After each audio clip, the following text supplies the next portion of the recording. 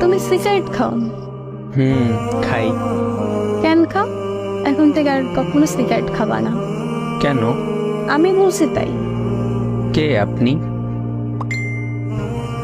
জানি না, আমি আপনার কথা শুনবো কেন? আমি বলছি তাই শুনতে হবে।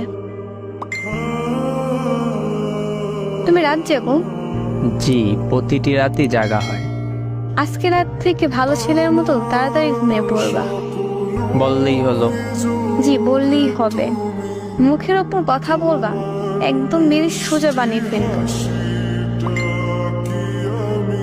এত অবসলো কেন তুমি?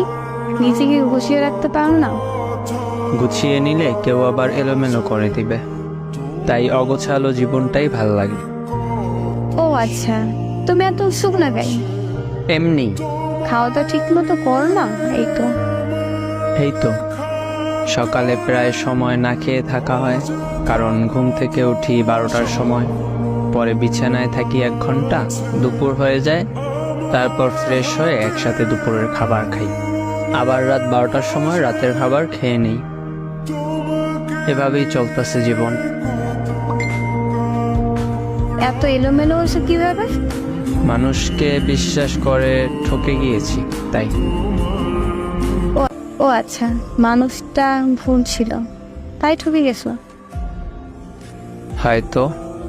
কিন্তু এরকম ভাবে জীবনে চলে না। কাল থেকে সকাল তাড়াতাড়ি উঠবা, খাবার, তারপর কলেজে যাবা, পরে দুপুরে নামাজ পড়া, বাসায় এসে গোসল করবা, দুপুরের খাবার খাবা, আর রাতের খাবার 10টার ভিতর খেয়ে নিবা। 12টা অব্দি আমার সাথে কথা বলবা, তারপর 1 মিনিটও জেগে থাকবা না, বুঝতে পারছো? আমাকে এত শাসন করতেছেন কেন? আর আমি আপনার সাথে 12টা অবধি কথাও বা বলবো কেন? তুমি তো দেখি অনেক কথা বল, যা বলবো ওইটা করবা। করবা মানে করবাই, না বললে মার তো খাও নাই আমার হাতে, একদম সোজা করে ফেলবো। কাল থেকে আমার রুটিন শুরু তোমার লাইফে, মনে থাকো যেন। আচ্ছা, কিন্তু কোনো কিন্তু না, এখন বাইরে যা বলছে মনে থাকো যেন। আল্লাহ হাফেজ। আল্লাহ হাফেজ।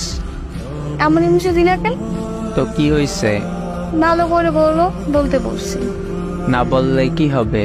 তুই বলবি নাকি? আচ্ছা, বলতাছি। বল। আল্লাহ হাফেজ। ঠিক আছে।